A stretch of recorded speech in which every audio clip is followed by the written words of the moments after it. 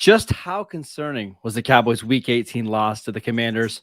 All that and more in this episode of the Locked On Cowboys podcast. You are Locked On Cowboys, your Locked daily Dallas Cowboys podcast.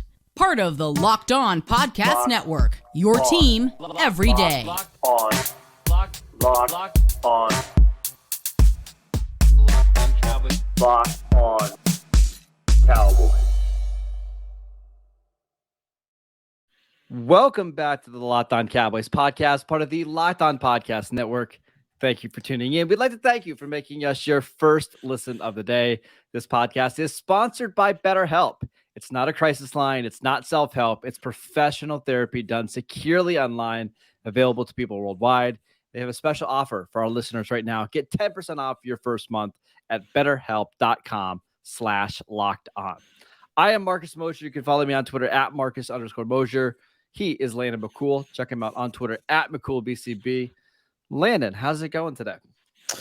It's been better. Obviously, this was not the game that the Cowboys wanted to walk into, but we'll get into it. I think this is obviously there are a lot of angles to this that we all need to be kind of covered to kind of get an idea of exactly what happened today here on Sunday.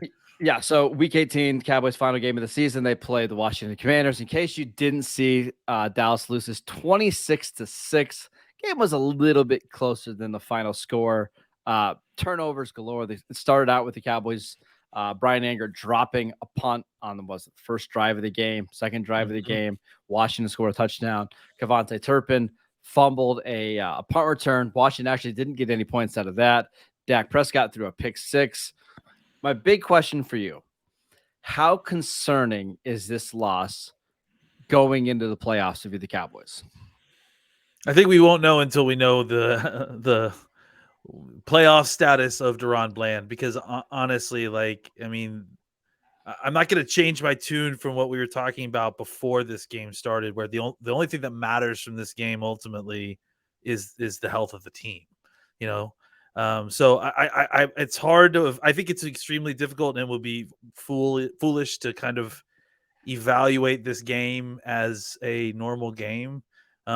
I think the Cowboys made a lot of weird mistakes on kind of a strategic level about how to handle this whole situation with their starters and what they were showing. And I think that kind of lack of clarity of purpose of what they're doing in the game really showed in their play, especially on offense. But I think, that's why for me, the main takeaway of this is the health of the team, because we'll talk about all the different masters that were trying to be served by the Cowboys in this game. So let's just update the Deron Bland. He left in the third quarter with a chest injury. He was ruled questionable to return, did not return to the field. The team said he's going to be reevaluated further on Monday morning. Usually that's not a great sign, but we'll see. We're fingers crossed that the Cowboys get good news there, because otherwise they're going to have some major problems going into this Tampa Bay game, which, by the way, yes, we are playing Tampa Bay Buccaneers in the first round of the playoffs. Hasn't been announced yet when that game will be played, but I would talk about it being Monday, hasn't it? Yeah, I would block off your Monday night. Just saying that. So, if Deron Bland misses that game, they're going to be in trouble. That's really all I have to say. Yeah, I mean that's all stuff that we're going to have to deal with, next week, because that's ultimately something we'll find out as we go along. But ultimately, that's the biggest takeaway from this game, as it is. Yes, I agree. We're going to talk about both sides of the ball in a second, but did you agree with Mike McCarthy playing the starters well into the fourth quarter on both sides of the ball? Once it was clear, number one, you weren't going to win this game, and number two, it wasn't going to matter whether you did or didn't. Let's just lay out all the pieces here right now, real quick, if you don't mind. I think it's just simpler that way. In my opinion, they went into this game with the idea that I think that they wanted to play their starters, but play a very, very, very vanilla game plan. Hope that they could kind of get a lead early and then hand it over to the back, as many of the backups as they could play. And I think that's the other thing that we need to remember here is, like we said all week, the idea of playing the backups or playing the second team, like that's not as always like, it's not lines of hockey. It's specific guys you need to get in there. And that's ultimately what we're talking about. I think what happened is that, especially on the offensive side of the ball, is that they didn't play well with such a vanilla game plan. Dak particularly played poorly at times. I do think that some of it was, especially early, was just kind of miscues and drops and stuff where Dak wasn't necessarily at fault, but definitely the pick six, you got to see Fuller sitting on that. And then they did try to get him to kind of play through it just to kind of get the taste out of his mouth. And they kept on kind of chasing that into the fourth quarter. And then ultimately was like, look at the scoreboards of the other games. What are we doing here? Time to get Dak out. So I definitely have a lot of questions as to the timing of, why they waited so long to pull Dak and Pollard and Zeke and all those guys. But I do think that clearly they came into this game, not necessarily putting a lot of schemed plays out there, not trying to take advantage of specific matchups. Like I said, there was almost no play action, almost no motion, no frills in this offense at all. I think the miscalculation was the fact that they thought that they could win that way, despite playing, some of the backups. And then on Washington defense. On the defensive side of things, they did rotate a lot of guys. They had 17 players on defense play at least 21 snaps. That doesn't include like Sam Williams and Dante Fowler and Jabril Cox and Luke Gifford, who all got snaps on defense. So they were able to rotate those guys in heavily. It's just the offense was so bad that they didn't really give the defense any help at all. I thought the defense played fine for the most part. Defense honestly, honestly, they gave up 7 points in the first quarter, 6 points in the second quarter, but that wasn't them. Remember, that was the pick six by Dak. Yeah. 7 in the third quarter, 6 in the fourth quarter. And they got an interception in the end zone. Like, you think about some of the field position stuff that they had to go through. Well, there was a wild stat I saw. It was almost at halftime. It was Dallas's starting field position was their own 17. Yeah. And Washington's was the Dallas 33-yard line. Yeah, that was crazy like that. So that's why I think that's why I'm telling you this. This is a really tough game to try to evaluate what's going on. I thought that there were aspects of the defense that had played better than they had in weeks. The pass rush I thought looked good. Like they were harassing him and getting hits at the quarterback, getting sacks. I thought for the most part. Yeah, it's just that they had thinking what they were up against was extremely difficult. As far as field position and the kind of positions they were put into, not necessarily the opponent. And listen, it was that one cornerback spot continues to give them problems, right? Other than a couple big plays down the field to Terry McLaurin or Jahan Dotson, and then a pass interference that gives you points. Like I think we see why that. I think you see why the Cowboys claimed Trayvon Mullen and then immediately went back around and claimed Xavier Rhodes as well. They're just searching for any answer right now. Yeah, I think Mullen clearly showed you in this game what maybe they were seeing in practice as well. Yeah, I want to talk more about the defense in a little bit. We have to talk about Dak Prescott and the offense. Yeah. But before we do that, I'll let you know that today's podcast is sponsored by Tommy John's. Winter mornings are absolutely brutal where I live. Like a lot of times you'll wake up and be like -22 wind chill. So here's my tip for tackling the day in comfort. Grab new Tommy John loungewear and take cozy wherever you go. When you start the year in Tommy John, you are just that much more comfortable. So you can do everything better. With over 20 million pairs sold and thousands of 5-star reviews, people absolutely love Tommy John. That's why Tommy John doesn't have customers. They have fanatics. Really, honestly, it's all I wear during the day. We'll be working from home. Why else? Why would I wear jeans or nice pants? I'm wearing Tommy John's. It's absolutely amazing. Right now, you can get 20% off your first order at TommyJohn.com/lockedon. 20% off right now at TommyJohn.com/lockedon. We also want to let you know that today's podcast is sponsored by BetterHelp Therapy. It's not crisis line. It's not self-help. It's real, actual therapy brought right to you via your phone, via your computer. Therapists are trained to help you figure out the causes of challenging emotions, and they can help you learn productive coping skills, which makes therapy the closest thing to a guided tour of the complex engine called you. BetterHelp has connected over 3 million people with licensed therapists. It's convenient, secure, and accessible anywhere, 100% online. Everyone deserves to feel their best. BetterHelp makes it easy for you to get started. If you benefited from therapy in the past, you know how much BetterHelp can actually help you.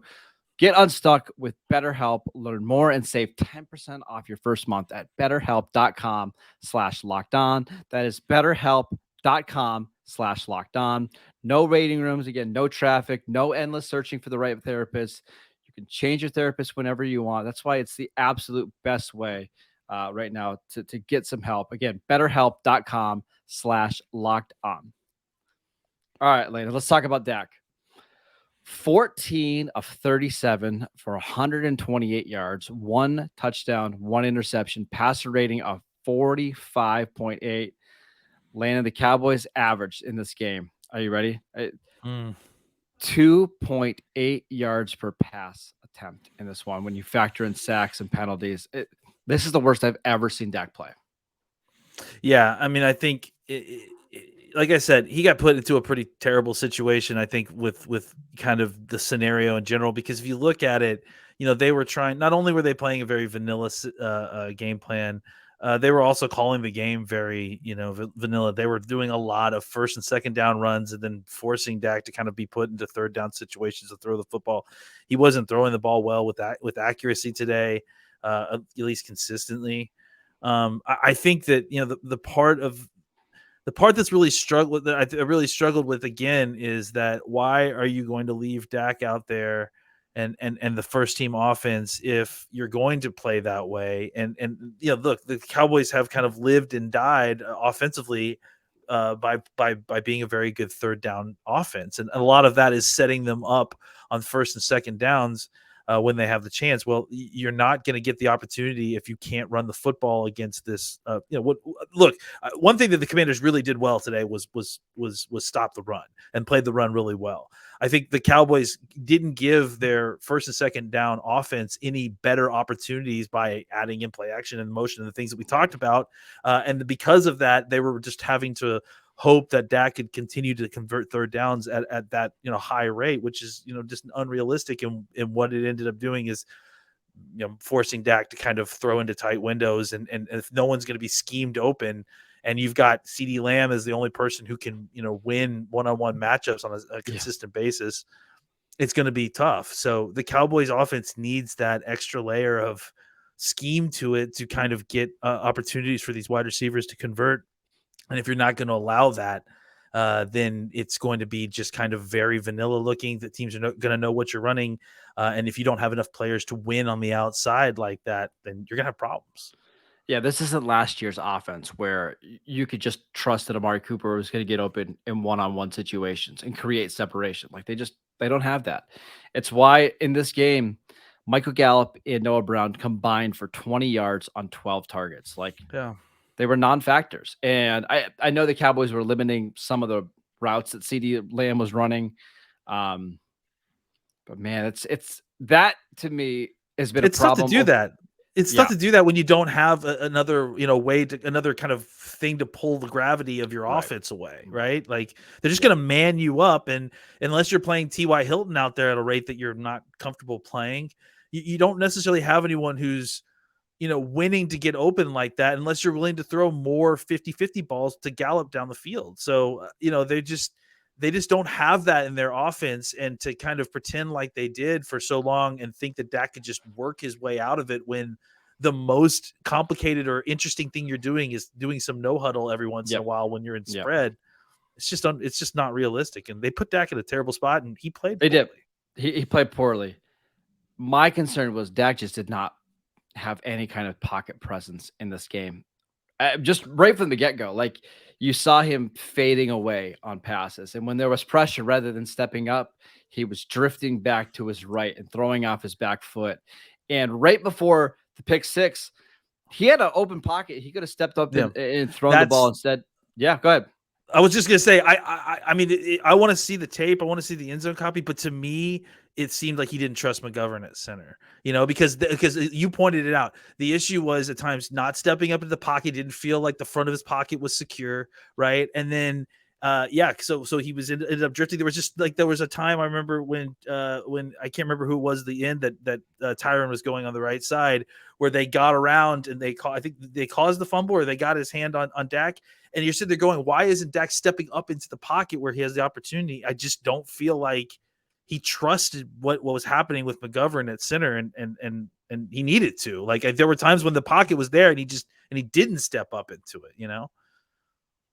And it's concerning. Honestly, that's the part that makes me feel the most nervous going into the playoff game. Is for the most part, Dak has been really calm in the pocket. And what I liked about him, even early in his career, was when there was pressure, he either stood tall or he moved up in the pocket. Yeah. Him drifting back and fading away, like he just doesn't have the arm talent. Yeah, and he doesn't have the arm talent like a Herbert or a Josh Allen or a Mahomes to be able to throw off his back foot and drive the ball to the sideline. And that's why you saw the pick six. So of all the things that happened today, I think that's what has me the most nervous going into next week, because you know that Todd Bowles and the Buccaneers are going to find ways to make Dak feel uncomfortable in the pocket. Well, that's why you hope that Tyler Biadasz is back next week, you know, because then he can kind of slide everyone back. You think that Dak will just have a little bit more comfort there. I also think that, again, kind of the opportunity to have more motion and play action will kind of change the angles for things for Dak. But this was a poor, I mean, you want to call it a poor coaching job just because, again, like but at the same time, I feel like there is some things here where, again, like, you're trying to do too much. Like you're not just trying to win the game. You're trying to win the game without revealing too much from your offense, without getting your guys hurt, without, you know, and and when you do that, it's like, it looks ugly. I think just to be fair, I think Tampa Bay had the same problems today. Now Tampa Bay's offense has been, they've had their fair share of problems this year, but Tom Brady was 13 of 17 for 84 yards. He averaged 4.9 yards attempt against Atlanta's defense. Like, they didn't look great, right? They were able to put up some points in this game, but I think they were having some of the same issues. Is like, how do you play fast and loose and aggressive, but also not reveal too much ahead of a playoff game and also not put your guys in danger, you know?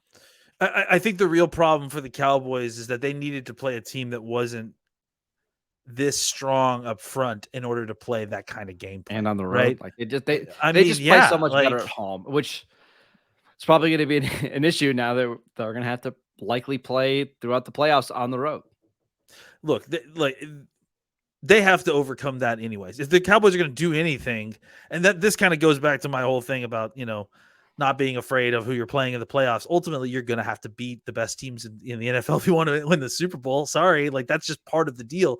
You would love to win it you'd love to play it at home, but the Cowboys have got to find a way to play better on the road. I don't think this is a good indication of what it is, of what they can do on the road or even on outside or in grass fields. I think that I think it didn't give us any more confidence in this. I would have loved to get out of this game with more confidence in that, but I don't know that this like has me feeling any better or worse about playing Tampa on Monday. Yeah. I was already concerned about this to some degree.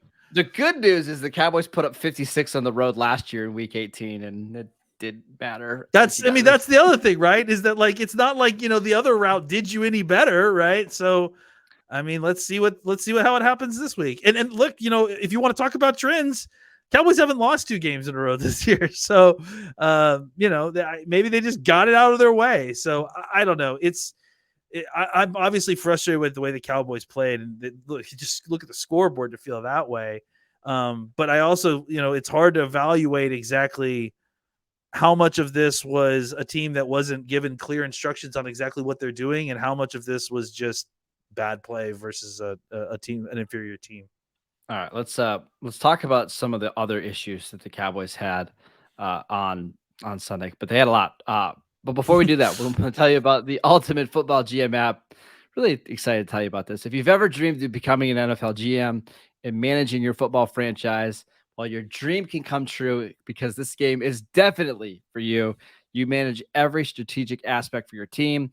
you can play through the season and lead your team to glory. You're going to be responsible for hiring the right coaches and coordinators, trading players, making draft picks, navigating your franchise through free agency and the draft, and all the ups and downs of the season. All of this is in a challenging but realistic game world. The Ultimate Football GM app is completely free and playable offline, so you can play on the go as you want and when you want to. Locked On Cowboys listeners will get a 100% free boost to their franchise when using the promo code Locked On in the game store. That is Locked On, all caps. So make sure you check it out today. To download the game, just visit ultimate-gm.com or look it up in the App Store. That's ultimate-gm.com. The Ultimate Football GM app. Start your dynasty today. All right, we talked a little bit about the defense. I thought they played pretty well, all things considered. Do you have any more thoughts on the defense before we move on to special teams? No, I mean, I think it's hard, right? Because they're playing an inferior opponent, but like if they had gotten this kind of result, considering against a regular team, you'd be like kind of thrilled because it seems like a lot of points to be happy about the way the defense played and against the backup quarterback, but the offense put them in such bad situations that like on a play-by-play level, you're kind of impressed. Now, obviously you got to remove how badly, that other cornerback position is. They got to solve that. But I also think that you're not going to see Nick Mullins necessarily out there against Chris Godwin on Monday against Tampa. Hopefully not Nick Mullins or Trayvon Mullins. So Trayvon Mullins. I mean, honestly, Nick Mullins probably would have done about the same. So it would have been the same. You saw why the Raiders, if they drafted him in the second round, moved on pretty quickly. The Cardinals signed him, moved on from him pretty quickly. Like he's got a lot of physical ability and he can tackle, but he just can't quite find the ball in the air, which it's like what pre Cincinnati Bengals Chidobe Awuzie, basically. Yeah, I mean a little bit. I was thinking more like of Kevin Smith, like after he tore his Achilles. God, jeez, yeah, that is brutal. All right, let's talk about the special teams because I mean easily the worst game of the day. It starts with Brian Anger dropping the punt, which just kind of set the whole mood of the game. And then Kavontae Turpin drops the punt return. And then was he supposed to be tackled there? That was the thing that I think I was trying to get an answer from somebody else on that too, because I think that's what Mike McCarthy was making such a fuss about. Was that is he supposed to be tackled like that even when he bobbles it? Because I saw. So I think so they talked about in the rules that if you signal for a fair catch and you muff it, you still have the chance to grab it back unless it gets outside of the framework of your body, and then it's free game. So I think maybe McCarthy was arguing like what's considered outside the framework of your body. It's a little subjective. Okay. And then my other point was that I think on the extra point, right, that they missed, it seemed like that Anger may have dropped that one too to me, or at least or it could have been a bad snap. It was hard to tell, but it seemed like the ball got on the ground in a way that was not being placed down for the kicker properly. Now I'm going to give you some good and some bad with Brian Anger. Are you ready? Okay, let's hear it. The bad is that he had a couple really short punts with no hang time. Where Washington, like Dallas was punting from the 30 and they got the ball like their own 40. Like there were just some bad punts. Yeah. He also had nearly 500 yards of punting in this game, which is kind of crazy. He had 10 punts. That's not really that good, in the grand scheme. Good for him, but I mean, it's like, yeah. Think about it. If he would have had the other one that he didn't drop, he would have had another. But yeah, 10 punts for 478 yards. It's practically doubling his punting yardage in one game for the whole season. Special teams are just a disaster, and if they have a game even remotely like that against Tampa, they're going to lose. You can't overcome multiple special teams blunders like that. Well, special teams were a problem on both sides of the ball, and I do think that the field and the wind was having a pretty serious effect on kicks, on punts, because their punter muffed a punt as well. They just recovered it. Mm-hmm. So I do think that the conditions were having an effect for both teams. But yeah, the miscues. I mean, can't drop a punt. Like you can't. You can't. You got to get the snap down. Like those simple things like that. I mean, and I don't mean drop a punt like the punt returner. That happens sometimes with the left foot kicker in the windy. You can't drop the snap to punt the ball though, because That's the difference a lot of times in like 70 yards of field position, right? Like Yeah. if you assume you get a 50-yard punt, but you're dropping a punt that's 20 yards behind the line of scrimmage, it's just a massive play. So 10 points were cost you by the combination of whoever, I can't remember the long snapper that replaced Jake McQuaid, and Brian Anger. I don't know if Anger dropped the ball because it was a bad snap on the punt and on the extra point, but between those two guys, they cost basically the Cowboys 10 points. Yeah. Yeah. Or no, I'm sorry, 8 points because that was an extra point. Yeah. So the Cowboys finished 12-5 for the second consecutive season. Again, we'll see what happens. Last year they blew out the Eagles in week 18 against the Eagles backups. Cowboys came out extremely flat in round 1 of the playoffs. This year, didn't play well at all in week 18. Maybe they'll have a little bit more urgency. I will say one thing that Mike McCarthy said during the week is that they just hadn't practiced a lot because of the schedule, because they played, 3 games in 12 days. I wonder if that contributed to a lot of this. They just look really rusty, not flat, because it just looked like a lot of rust. Yeah, I don't disagree. And again, like I think kind of playing, a different adjusted game plan, all those factors, it just felt like an abnormal week. So maybe getting an extra day and some normal practice will kind of clean things up. I mean, that's all we can hope for at this point.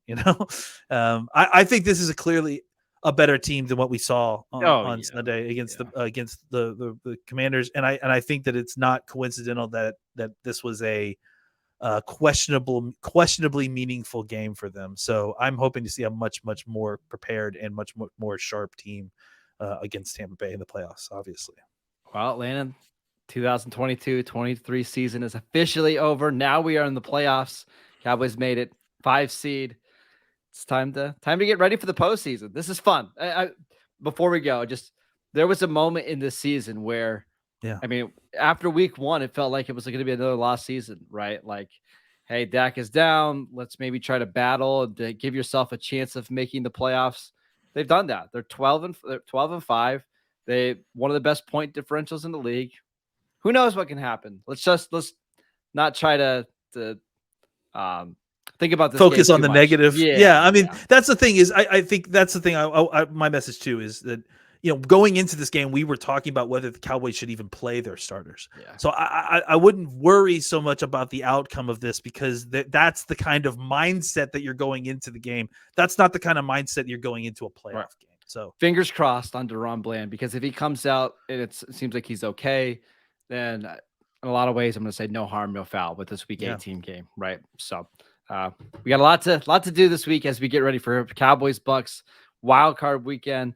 But we want to thank you for making Locked On Cowboys your first listen today. For your second listen, check out the Locked On NFL podcast, bringing you the local insights you love to the national spotlight with daily conversations on the biggest NFL stories. Locked On NFL, available on YouTube and wherever you get your podcasts.